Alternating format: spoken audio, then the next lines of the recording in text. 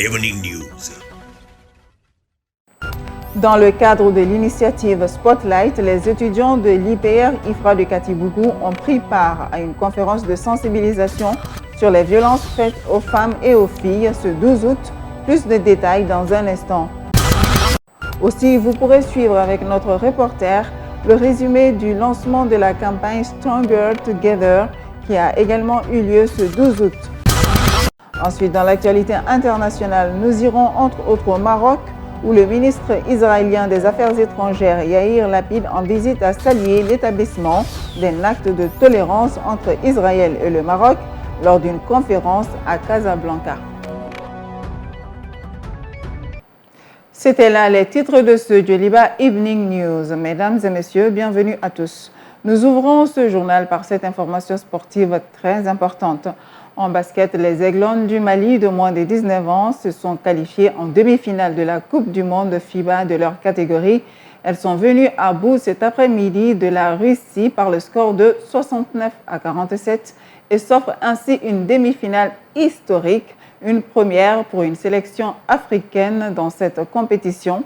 En demi-finale demain, les nôtres seront face à l'Australie pour une place en finale. Pour rappel, le Mali reste le seul pays africain qui a pu atteindre les quarts de finale dans cette Coupe du Monde FIBA de moins de 19 ans du côté des filles. À présent, toute autre chose. Dans le cadre de l'initiative Spotlight, une conférence a été animée ce 12 août à l'Institut Polytechnique Rural de Formation et de Recherche appliquée IPR IFRA de Katibougou. Les étudiants ont été sensibilisés sur les différentes formes de violence à l'égard des femmes et des filles. Le reportage. Lutter contre les violences à l'égard des femmes et des filles, un combat lancé à travers l'initiative Spotlight. Initiative Spotlight, soutenue par les Nations Unies et l'Union européenne, s'est engagée dans une stratégie visant à mettre fin à toutes les pratiques néfastes à l'égard des femmes et des filles. Les violences faites aux femmes et aux filles sont des contraintes d'ordre physique, psychologique ou moral qui sont exercées à l'encontre des femmes à cause justement de leur statut. Et ce statut est dans la plupart de nos pays, en particulier les pays comme le Mali, ce statut est un statut qui est inférieur au statut de l'homme sur le plan social, sur le plan politique et même sur le plan psychologique. Cette conférence, au sein d'une école, en l'occurrence l'Institut Polytechnique Rural, IPR-IFRA, n'est pas un choix fortuit. Il a permis aux étudiants de mieux comprendre le fléau. Même en voyant des filles, à travers ces vêtements, on dit des choses. Tout ça, j'ai compris que tout ça, ce sont des violences. Et j'ai compris ça. Et bon, on doit tous changer ces comportements-là. J'ai compris aussi que c'est dû à l'éducation. Violence, comme les harcèlements, parce qu'il y a violence, il y a tellement de sortes de violences. On peut harceler une fille en lui forçant à t'aimer. Ça aussi est une violence. Bon, vraiment, j'ai commis ce genre de violence-là, que vraiment, je suis désolé. Cette initiative est salutaire pour les autorités universitaires, administratives et politiques. L'IPR s'est doté d'une cellule JAR composée de 6 membres et a développé un plan d'action JAR en collaboration avec le programme Niche, le PADES et le FASA. Que les questions de genre, des droits des femmes et des filles sont des questions humaines et de société et non des questions spécifiquement féminines. Le rappeur Milmo Sahel a également agrémenté la cérémonie avec des chansons en hommage aux femmes. L'artiste père de 3 filles s'est dit engagé à jamais pour la défense de la cause des femmes et des filles. Le même combat, moi je suis engagé à jamais. Depuis tout petit, comme je l'ai dit, mes sœurs ont été données comme ça très tôt en mariage. Donc c'était un choix pour moi, un rêve du futur qui s'est réalisé. J'ai chanté pour la cause des femmes. Programmée pour 3 ans, l'initiative Spotlight est déjà à sa 2e année. Elle a pu mobiliser environ 140 000 personnes par le biais d'efforts de sensibilisation communautaire. Ce 12 août s'est également tenu à Bamako le lancement de la 2e édition de la campagne Stronger Together. Ce projet vise la scolarisation entière et complète des jeunes filles. Adama Sanogo pour le compte-rendu. Financé à hauteur de 300 millions de francs CFA, Stronger Together vise plusieurs objectifs, notamment soutenir l'autonomisation des filles et des femmes à travers la scolarisation et le maintien des filles à l'école, l'accès aux opportunités économiques et aux soins de santé sexuelle et reproductive. Il s'agit de faire en sorte que nous puissions communiquer davantage sur toutes les questions liées à l'autonomisation de la femme, les aspects de l'éducation, du maintien des filles à l'école, les aspects d'amélioration du niveau des revenus, mais surtout des aspects aussi de lutte contre les violences basées sur le genre, les mariages d'enfants, les mariages forcés. Ce projet sera d'un apport très crucial pour l'éducation des jeunes filles, soutient Madame Sidibé Dédéou Ousmane Traoré, le ministre de l'Éducation nationale. C'est un projet qui est très important dans le cadre de l'éducation nationale, surtout pour le volet éducation des filles et autonomisation des femmes. La campagne Stronger Together est une initiative du projet Autonomisation des femmes et dividendes démographiques au Sahel, un projet qui a déjà un bilan positif en ce qui concerne la scolarisation des jeunes filles.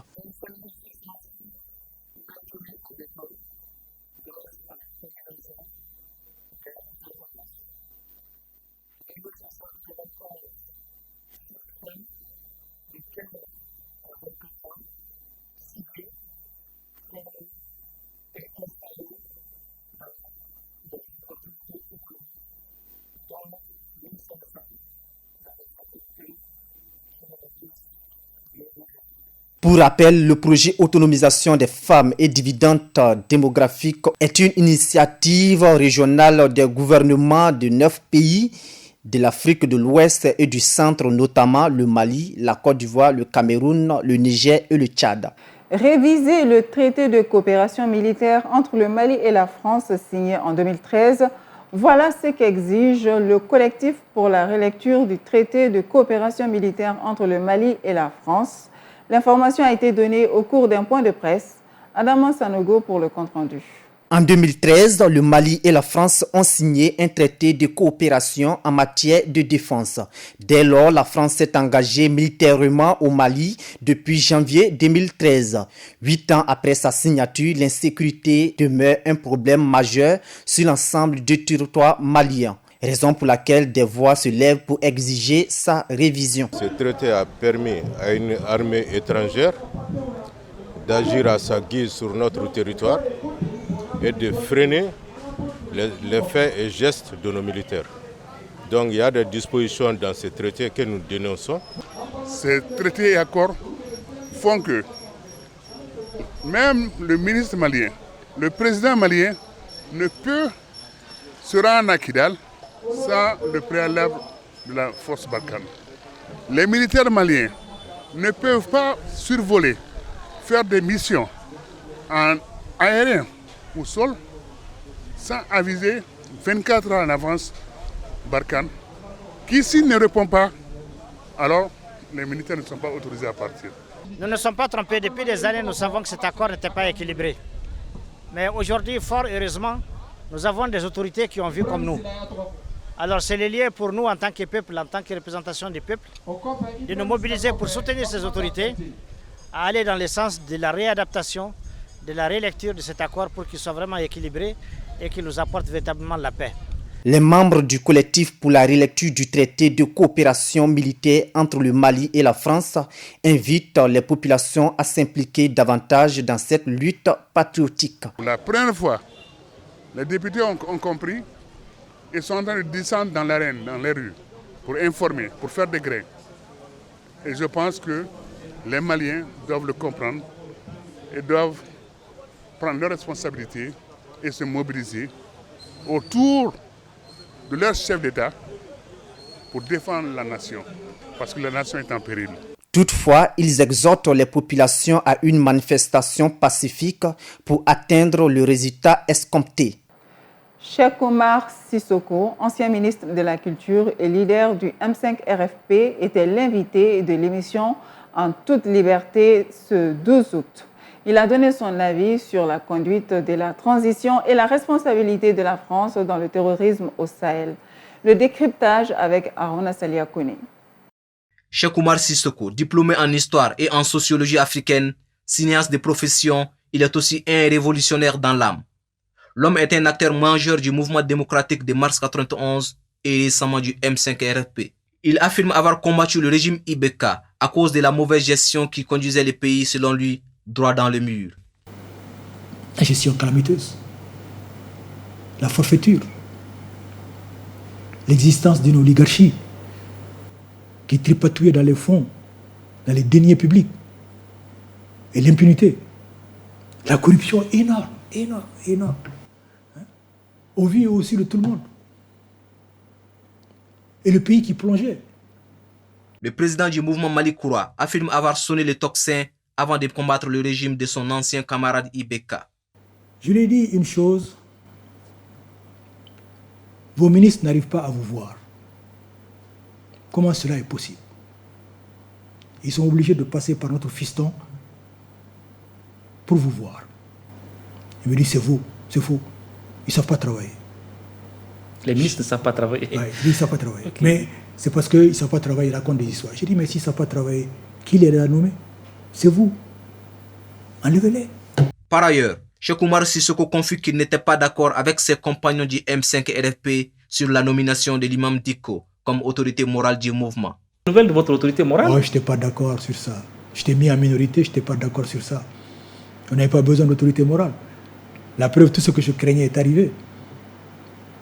L'imam Dicko était dans le creux de la vague. Il a vu toute l'opportunité qu'il avait vraiment donc de surfer. Et donc il est venu, il a brillamment utilisé. Selon l'ancien ministre de la Culture, le Mali doit déclarer l'état de guerre. Il faut faire la déclaration de l'état de guerre et de légitime défense. Et réunir les conditions. La déclaration de l'état de guerre, c'est avec les arguments juridiques. Visiblement en stratège de guerre, il propose un grand recrutement, la militarisation de la police et de faire appel aux réservistes. Pour ratisser, eux ils se rejoignent pour monter vers le nord, mais ils occupent l'arrière. On ne peut pas continuer comme cela, on ne peut pas continuer à compter sur la France et l'amunissement. Connu pour sa franchise, il trouve que certains politiciens mentent. Et cela est détestable. Beaucoup de politiciens sont de vrais comédiens. Ils font tout le temps du cinéma parce qu'ils ne disent pas la vérité. La grande question ici dans notre pays, c'est que les politiciens ne disent pas la vérité. Et les politiciens ont des agendas souvent cachés. Ceux qui veulent les élections dans l'immédiat fuient selon lui les éventuelles poursuites judiciaires. Pour dire pourquoi ils sont pressés. D'abord parce que beaucoup d'entre eux, si on ne fait pas les élections maintenant, ils risquent de passer à la trappe de la justice. Enfin, Cheikh Oumar Sissoko a battu en brèche les rumeurs qui disent qu'il serait en déphasage avec Choguel Kokala Maïga, son camarade du M5. Au contraire, il réaffirme son soutien au Premier ministre, mais à condition qu'il continue de suivre la vision du M5-RFP. Page culture avec comme invités Souké et Sidiki. Ils sont à Bamako pour une soirée dénommée Vendredi détente en hommage à Feu Idrissa Soumeilou Maïga, disparu en février 2020. Plus tôt dans l'édition du Joliba Afternoon News, il nous accordait un entretien suivant. Comme toujours, c'est du bien quand on vient au Mali. C'est toujours quelque chose de bien. Et pour cette fois-ci, c'est un spectacle prévu en mémoire de notre frère, notre ami, qui est le créateur sinon l'initiateur de Comaf. Comaf, une organisation dans l'événementiel. Alors donc, pour continuer ces activités, on a bien voulu venir d'abord pour son anniversaire ce soir, ainsi aussi, pour faire rire un peu les gens. Je peux dire que ce soir, ils auront du balèze. Rien que du rire. Du rire empâté. Voilà, du rire empâté et en tchakolosé. Pressé d'arriver ici. Ah bon? Tu vois ces deux poulets là? Ils n'ont pas arrêté de pisser ici mes pieds. Ah bon? Voilà. Cousin, j'espère que tu n'as pas dérangé les gens là-bas. Il y a beaucoup même qui se plaignent. Hé, villageois là, tu pouvais les... vraiment. Le secret de cette amitié, c'est pas caché. Je peux dire, on met Dieu devant. Après, c'est l'écoute et l'acceptation de l'autre et le pardon, c'est tout. C'est bien ce qu'il vous a dit tout à l'heure. D'abord, on met Dieu devant. Et puis ensuite, on s'écoute. Voilà. Quand j'ai fauté, il faut que je le reconnaisse. Comme lui, il faut qu'il le reconnaisse. Et puis bon, voilà. Et ça vous amène à rester soudés. Ce que j'ai aimé le plus au Mali, c'est le fait qu'il y a la communion. Je ne dis pas forcément que tout le monde s'entend, mais il y a quand même il y a la communion. Voilà. Il y a le bonjour, le bonsoir, voilà. Il y a ça. Il y a la solidarité au Mali. Les chutes d'eau de Farako à Sikasso constituent l'image du jour. Elle se situe dans la commune rurale de Finkolo, à 20 km au sud de Sikasso, sur la route de Bobo, Dioulasso, Burkina Faso. Le lieu touristique est repérable à gauche de la route et facile d'accès à environ 400 mètres du goudron. Les chutes de Farako se présentent sous la forme d'escaliers. Elles tombent d'une hauteur d'environ 2 à 3 mètres, s'étendant sur une surface constituée de grès. Elles coulent sur un lit de rochers et forment des bassins comme une piscine naturelle impressionnante au pied des rochers. Il y règne un microclimat aux alentours et une vue agréable sur le site. Les chutes de Farako font partie des sites touristiques les plus visités de la région de Sikasso et aussi du Mali. À présent, l'actualité internationale avec Aminata Chektal. Le ministre israélien des Affaires étrangères, Yair Lapid, déclare qu'Israël et le Maroc établissent un acte de tolérance lors d'une conférence de presse à Casablanca. Les deux pays ont convenu d'ouvrir prochainement des ambassades à l'issue de la première visite du chef de la diplomatie depuis la normalisation des liens entre les deux pays. Yair Lapid, ministre israélien des Affaires étrangères, a expliqué que stratégiquement, cela devrait être vu comme un acte de tolérance à l'opposé du cycle de mort et de destruction que mène l'Iran. Nous établissons ici un acte de tolérance et de modération avec Israël, le Maroc, l'Égypte, la Jordanie, d'une certaine manière Chypre et la Grèce, les Émirats et Bahreïn, tous les pays qui veulent une économie et la paix et non pas la guerre et la destruction, a-t-il affirmé, avant d'ajouter que ce processus connu sous le nom d'accord d'Abraham ou d'accord de normalisation est passé par une sorte de processus de gradation, a survécu et s'est épanoui par un changement de gouvernement aux États-Unis et en Israël et s'est ensuite avancé vers une sorte de sommet historique avec l'ouverture de l'ambassade aux Émirats il y a quelques mois et l'ouverture des bureaux ce matin. Le gouvernement éthiopien dénonce l'alliance dite destructive dévoilée cette semaine entre les rebelles de la région du Tigré qui combattent l'armée fédérale depuis plus de 9 mois et un groupe de l'Oromia qui se trouve être la plus grande région du pays. Bilen Seyoun, la porte-parole du premier ministre éthiopien, a expliqué lors de la conférence de presse que cette alliance entre les deux groupes terroristes n'est pas surprenante pour le gouvernement fédéral. Les deux groupes ont été désignés comme terroristes par la Chambre des représentants du peuple au début du mois de mai, et bien que le timing de la déclaration publique doit être examiné, le gouvernement indique depuis plus de 2 ans que le TPLF utilise Chan comme coursier pour sa mission destructrice. Lors de la déclaration publique d'hier de cette alliance inhabituelle entre ces deux groupes qu'ils ont reconnu publiquement, ils ont également reconnu qu'ils travaillaient à l'unisson pour mener des activités destructrices contre la stabilité de la nation et que le terrorisme est une caractéristique propre aux deux groupes.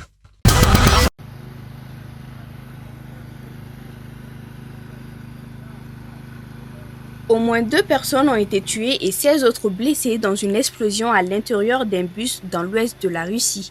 D'après les autorités locales, il n'y a pour le moment aucune indication d'une attaque terroriste. Romelu Lukaku retourne à Chelsea pour 5 saisons. Chelsea a officialisé jeudi son retour chez les Bleus en provenance de l'Inter Milan pour un montant record pour le club estimé à 97 millions de livres, soit près de 115 millions d'euros. Selon la presse britannique, 7 ans après la fin de son premier passage à Stamford Bridge. Romelu Lukaku est de retour en bleu à Chelsea, a déclaré le club anglais dans un communiqué. Le Belge a signé un contrat de 5 ans et apportera de la puissance de feu offensive à l'équipe de Thomas Tuchel, championne d'Europe. Un mot de sport. La nouvelle saison de la Ligue 1 française continue. Ce vendredi 13 août, la deuxième journée s'ouvre avec la confrontation Lorient-Monaco et ils sont une dizaine de joueurs maliens qui évoluent cette saison dans ce championnat. Retour sur les performances de ces joueurs expatriés maliens lors de la première journée avec Amadou Tolo. C'est le FC Nantes et sa colonie malienne qui ouvrent le bal ce vendredi. Les Jaunes donneront le coup d'envoi de la nouvelle cuvée de Ligue 1 sur le terrain de l'AS Monaco. Troisième de l'édition précédente, Nantes, qui a évité la relégation de justesse, avance sans trop de certitude. L'équipe entraînée par Antoine Comboiré n'a pas beaucoup bougé, mais enregistre le retour de près de Mola Wagué, qui vient porter à 3 le nombre des Maliens dans l'effectif nantais, avec Charles Traoré et Khalifa Koulibaly. Ce dernier, qui a manqué plusieurs matchs de préparation et était donné partant, est toujours là. Il devra être efficace pour aider les Canaries dans leur maintien.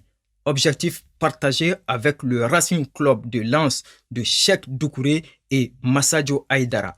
Étonnant au vu des résultats de la saison écoulée où le club sang et or avait terminé 7e, les nordistes disputeront leur premier match contre le FC Rennes du tout nouveau capitaine Amari Traoré. Le Malien de 29 ans a été promu après le départ de Damien Da Silva en fin de contrat, joueur important du dispositif rennais depuis plusieurs années. Le latéral droit étreint de nouvelles responsabilités après avoir disputé la première Ligue des champions de son histoire et prenant part à la nouvelle compétition de l'UEFA.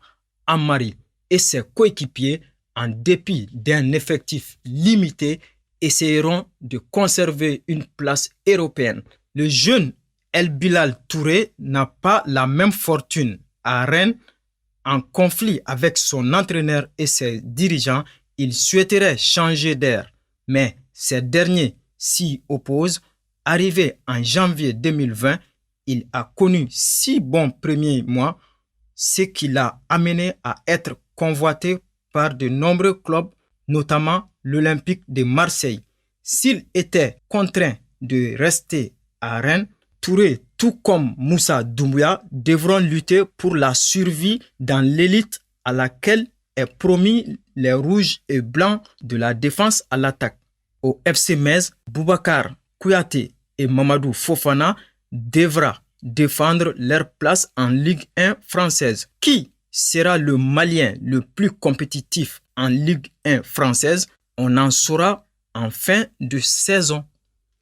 Et c'est cette page sport qui signe la fin de ce Djoliba Evening News. Merci à toutes et à tous pour votre aimable attention. Bonne suite de programme sur Djoliba TV News.